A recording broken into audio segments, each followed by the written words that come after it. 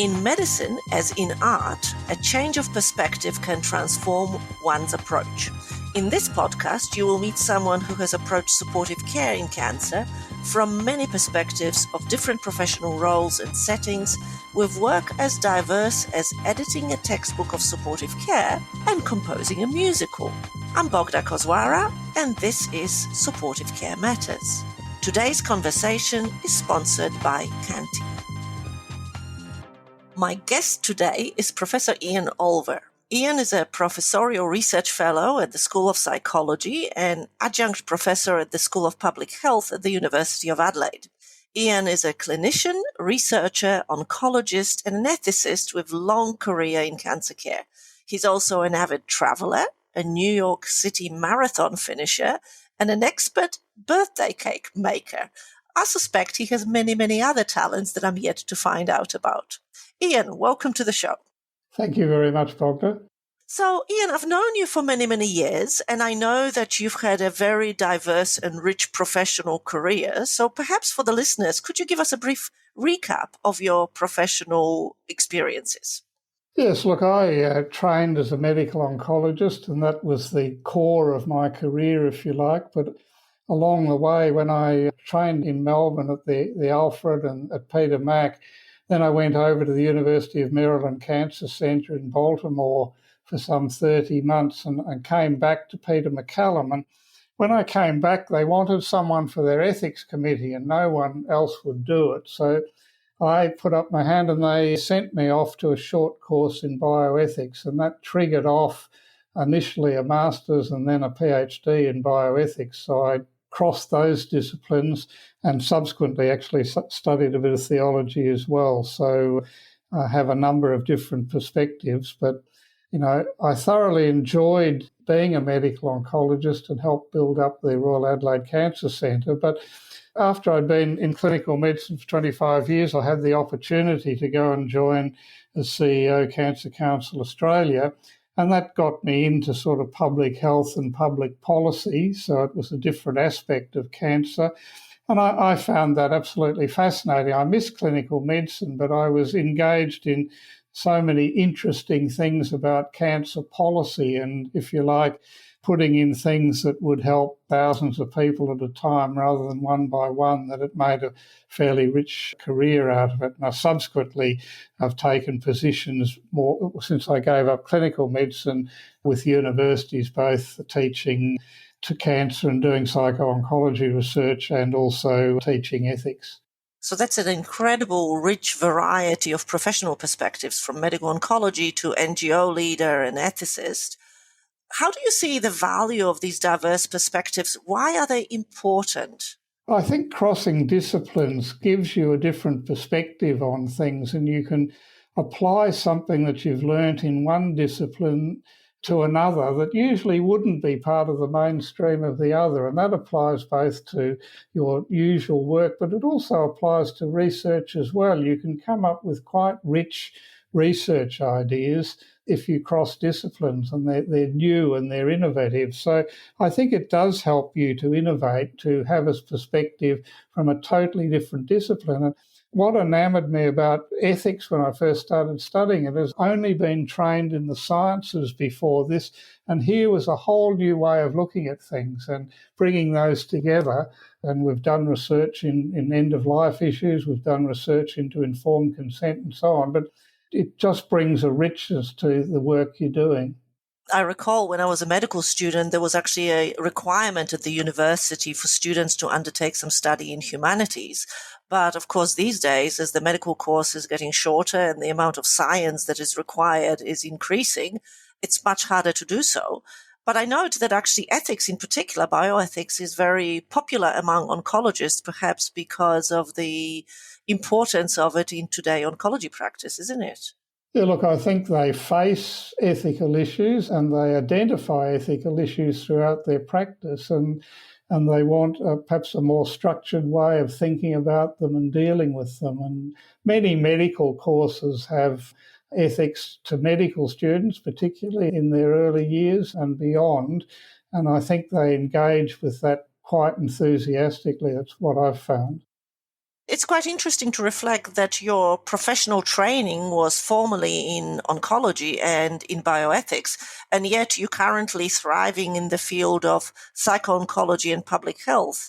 And perhaps it's the more generic skills of research and scientific inquiry that are actually relevant to those in sort of that potentially put you in a good position to be successful in those two relatively new disciplines.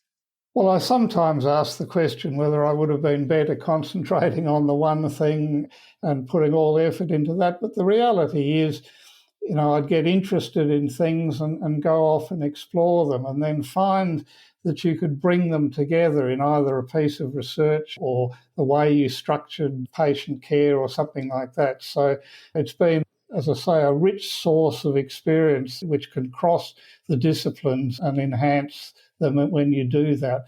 And that's why I've continued to do that through the career. And as opportunities have come up to do new things, but pretty much always related to cancer, and then I've taken that opportunity. And I look back and it's led to so many experiences, both in Australia and overseas, that even now when I'm not working full time, but I tend to take projects. So I'm doing a project at the moment looking at cancer services for Central Australia, for example, because I started the first oncology clinic in Alice Springs and now they're ready to take another jump. So it's those sort of things that keep me interested. You've just reminded me that you bring not just professional diversity of experience, but also perspectives from very different settings. You've mentioned rural Australia and Aboriginal and Torres Strait Islanders health, but also you've done some work internationally in India and elsewhere. Tell me about that and how these diverse perspectives can influence your practice and research. First of all, both the Indian experience and the Alice Springs experience came from really chance encounters where people came into my office and said, in one case, could you do a clinic in Alice Springs? And one of the breast surgeons realised there was no medical oncology up there. And so I started doing a clinic fly in, fly out, and did it for about 13 years, I think. The Indian experience was soon after I moved to the Royal Adelaide, a neonatal specialist who was trained in Vellore, the big Christian Medical College hospital in Vellore in India, came to see me and said, look, my wife's just been treated for breast cancer in Adelaide, but if we'd been in India, there was no medical oncology at our hospital, and my batch group, my year group, has raised money to train someone. Would you do it? Well, I, of course, said yes. I went over to India and met the person. That was some 28 years ago. And I've visited him many times since. And I was there a couple of months ago at his son's wedding, actually, and I looked at all the new facilities, and there are now a big new hospital that was started in April with 5 medical oncologists and 10 trainees. And that all started from this one poor individual who was trying to see hundreds of patients a week. But it gave me a perspective on resource allocation and how to try and get the principles that we thought were important about how to talk to patients, how to support patients into a setting where it was very difficult to do just because of the patient numbers. And I reorganised the clinic along lines I'd seen in America, where instead of the one trained oncologist trying to see all the patients, I put him at the head of the clinic, got all the registrars to actually see the patients and come to him for the one decision that he had to make that they didn't have the experience to make, and that was the treatment and talking about the more difficult things. And that meant that he or the clinics could get through a lot more patients that way, and that helped out a bit. And I once went over there and my colleague had developed TB, and he said, would you mind doing my morning clinic? And I found myself having to see 60 patients before lunch. And how do you communicate with people like that? Well, we did teach them about asking open-ended questions and so on, but I know at the time the registrars thought that I was incredibly slow and that they'd be there well into the night if I was let the way I usually do it.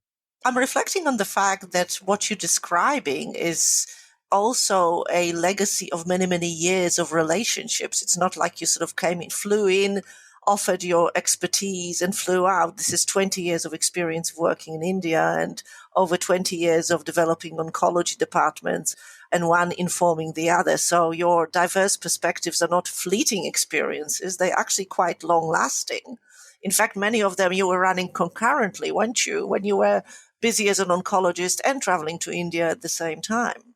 I think you've hit on something very important, because it doesn't matter what I've done. You discover that the relationships underpin all of it. So it is a matter of continuity. It's the same with patient care. The patients that you have a long-term relationship with are far easier to treat because of that long-term relationship. It makes it easier to break bad news. It makes it easier to celebrate the joyous times with them. The same thing, of course, you've just mentioned in India, the same thing in Alice Springs. But interestingly enough, when I was doing a lot of sort of political advocacy with Cancer Council Australia, I discovered very soon it was building up a relationship with the politicians, the health minister of the day, that made the difference, not the particular advocacy agenda that you had. The fact that they knew you wouldn't come and waste their time, that you had something that was well worked out, and you were trying to look for something where you would forward your agenda and they could forward theirs. And so the relationship was the most important thing. So that's something that goes throughout all of the things you can do in cancer care and indeed supportive care. So when you reflect on your experience of building relationships 20 years ago and now, are we doing it differently? Are we able to invest as much as we had before? Are we better at it, or perhaps maybe less attentive? Well, I think in terms of supportive care, we're more aware that supportive care is important than we were 20, 30 years ago. But there are time and cost pressures today that are more acute than they were in those days, and that has led to perhaps a deterioration in the ability for individuals to form the same relationships, and you tend to rely on a team of individuals to look after a patient rather than trying to do it all yourself as you might have in the early days. I mean, in the early days of oncology, no one subspecialised because it was just general oncology.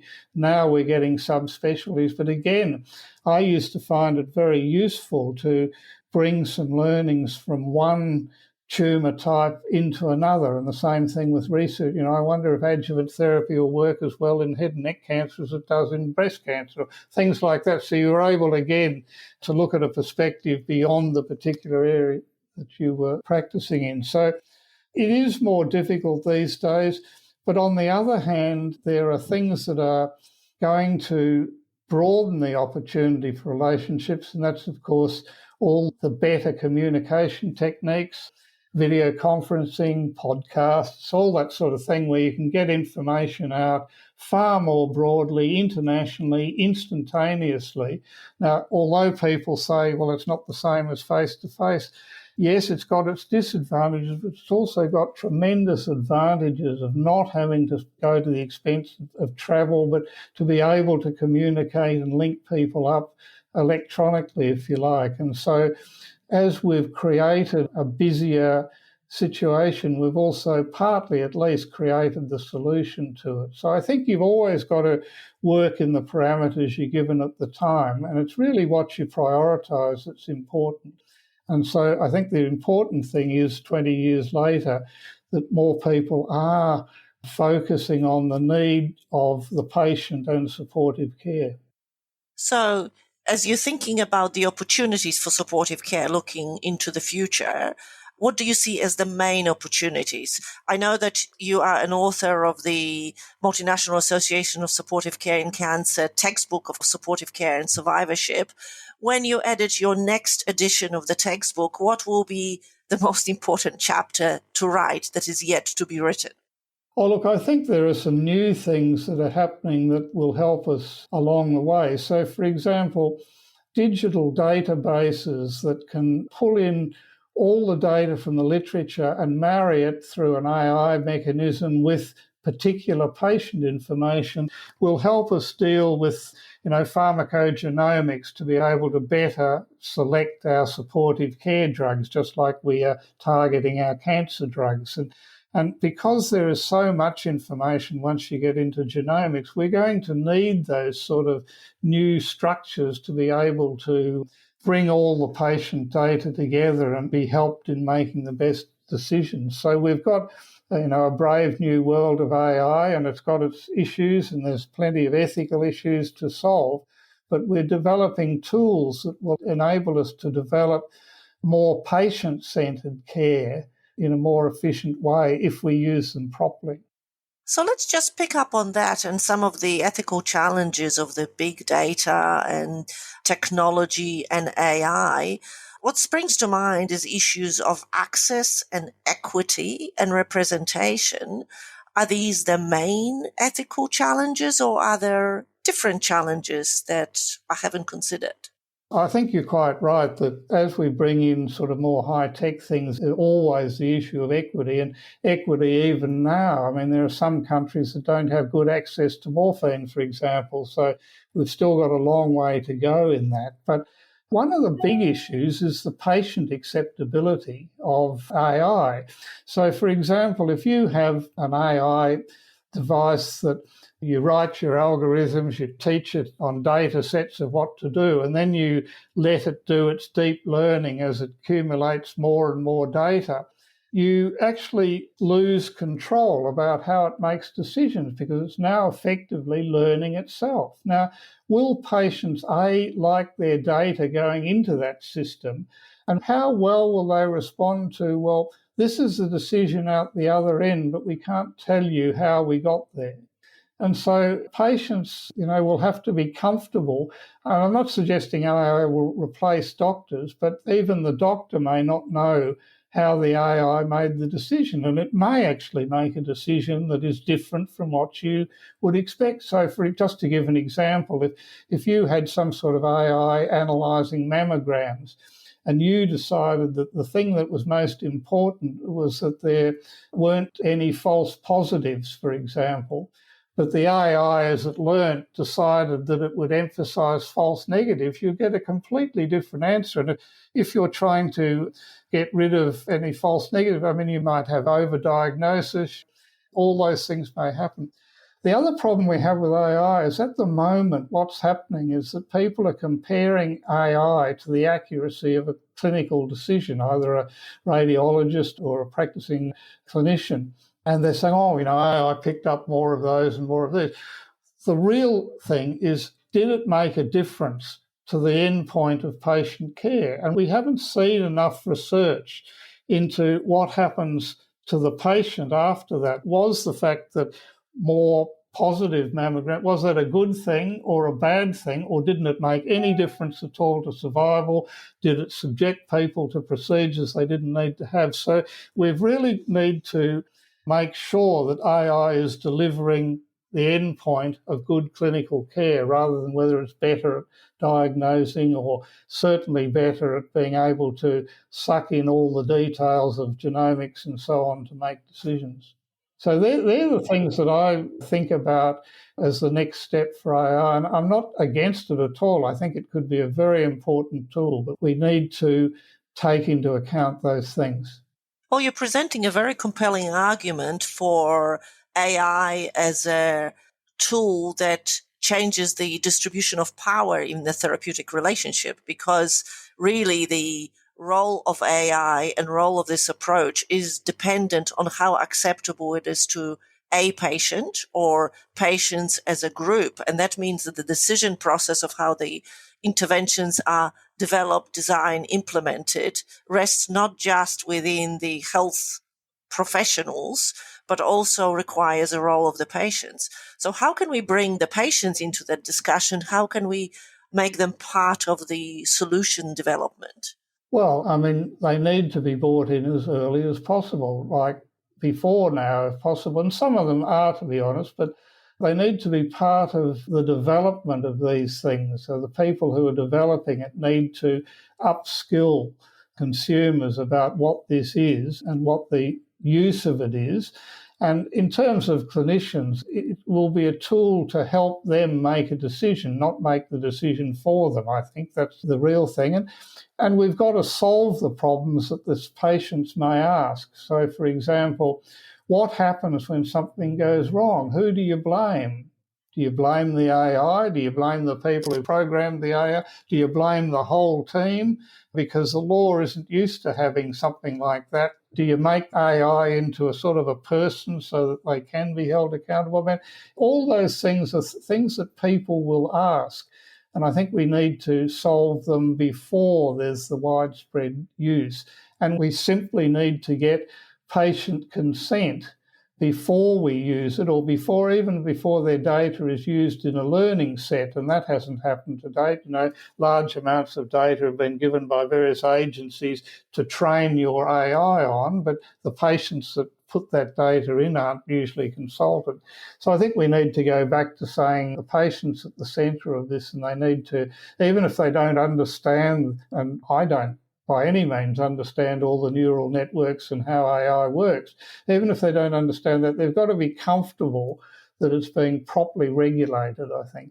Indeed. I mean, there are many clinical encounters these days with conventional healthcare delivery where patients may not understand the intricacies of how things are done or how the surgery is performed, for example, but they still are expected to voice their preferences and decisions about how they will be involved in it and what their potential consequences might be. And I would imagine the principles here are the same, except that the challenge is that the discussions need to occur not just at the individual patient level, but also at the more conceptual societal level, because the data in many ways involves the population level data as well as individual patients' data.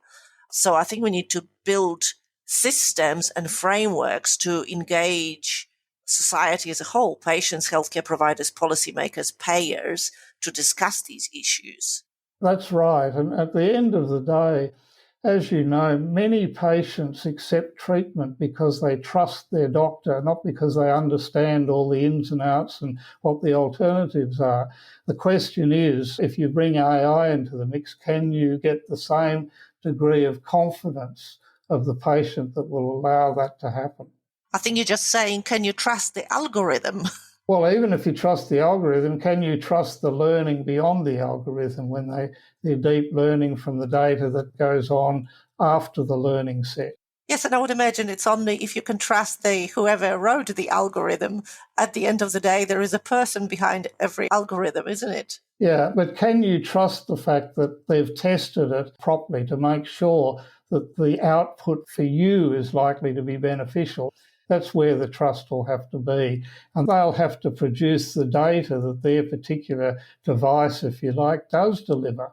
I'm incredibly reassured by the fact that at the end of the day, when we're talking about technology and algorithms and AI, the key issue is trust, which is fundamental and has been around for such a long time. So we're back into the very beginning and to the fundamentals of what makes for good medical practice. Yes. So I just want to switch gear for a second and explore some of those different perspectives on a more personal note from you. As I think about changes of career from oncologist to leader of the NGO and the researcher, and you've also changed locations, geography, etc., it takes a lot of courage to change perspectives and change the skill set, and enormous amount of trust in the future and determination. What helped you build such a rich career without having too many moments to agonize about it? Or maybe you did have moments of agonizing. Well, I obviously had a very supportive family for some of those changes. I also have a faith that says to me that I am where I'm meant to be and I'm given opportunities that I'm meant to take. And so, yes, it was a great deal of change is always difficult, and dramatic change, like going from clinical medicine, which was probably the biggest jump I made. But I suppose once you've done it once and you look back, say 6 months, 12 months later and say, gee, that was a good decision, glad I made that one, then it's easier the second time. And so when opportunities come up that look truly exciting, you take them. So it's almost a learned behaviour, I think. And at the beginning of my career, I would have never predicted that I would be like that. I only had a conversation with some of the junior doctors that work with me today, and I recall how many of them were worried about what the future will hold, whether there will be jobs for them, and whether they can sustain themselves in their predictable career path. And your story is just so incredibly reassuring that things happen that you possibly couldn't imagine, but they're good things and exciting things, aren't they? Yeah, look, I've always reassured people that right throughout time, when I went across to America, for example, there were no jobs in Australia. I mean, the first wave of oncologists had come back, but what happened? They all set up the units start growing, and then they needed a second oncologist and a third oncologist and so on. So there were jobs available by the time my training was finished. In fact, I knocked back the first job I was offered, which was really, because it may have meant I'd stayed in America forever, but very soon after a job that I thought was ideal came up, and I came back to Australia.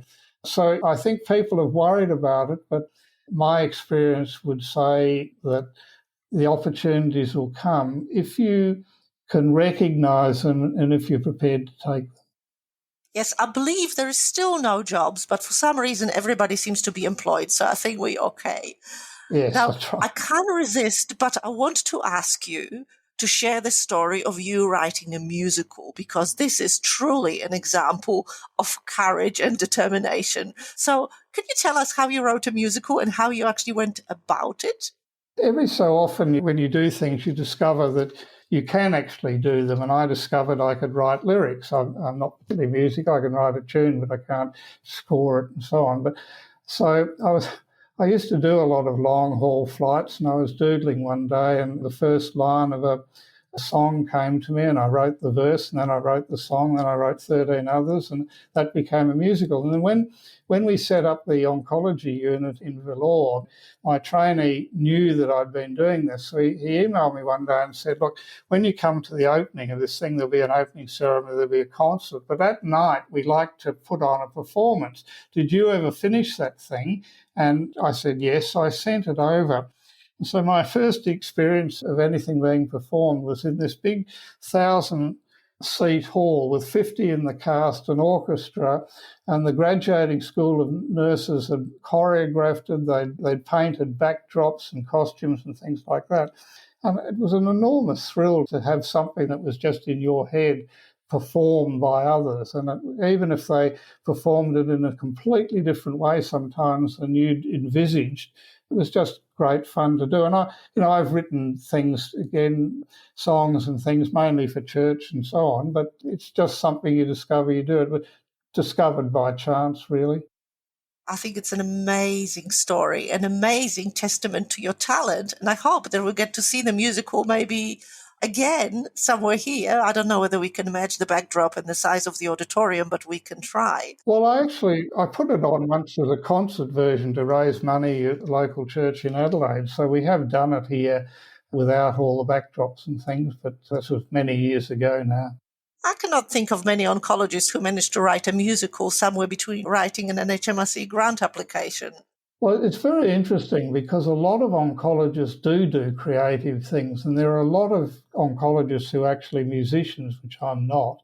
And I think they need a creative outlook, and so they pick up those things. So I've come across a lot of oncologists who write novels and so on. They don't tell you about it till you're having a coffee late at night or something like that. But there's a lot of people that think that medicine is fairly predictable in the way it's practiced, and so they look for an outlet beyond that. Which really highlights that in our professional roles, we need something that sustains us, that goes beyond the predictable and routine, and something that is very creative. And you've mentioned a number of things already that are important in your life. So what are the most important things that sustain you? Oh, well, I think my family does. There's no doubt about that. They've been very supportive and, delighted in what my sons are doing and now my grandkids are doing. My faith has been important to me. I did train as a lay preacher, and I do that occasionally around Adelaide, and that gives me access to a whole lot of really interesting people that I wouldn't have met otherwise, and gets me to think about some of the deeper things like how we should behave towards each other and what in fact will lead to the richness of the life we want to have. So those sort of things are important. But I've also been curious, and I've also been prepared to follow things that interest me. And that might mean going down rabbit holes that you don't expect, but I've always enjoyed doing that, and I've never allowed either my career or myself to be stuck in a corner somewhere. And so if something is finishing, it's important to know how to start things. It's important to also know when to finish things, because you hear of a lot of people burning out or just becoming a little bit hard-hearted towards what they're doing, and that's because they've been doing it for too long and haven't explored other things that they're just as talented at doing that could sustain their interest. Ian, you've given me and to all the listeners very good lessons on what rich, fulfilling and impactful professional career is all about. So to finish off, I'd like to ask you one question in sort of two parts. Conventionally, I try to ask all my guests of why supportive care matters, but I'd like a small twist on it.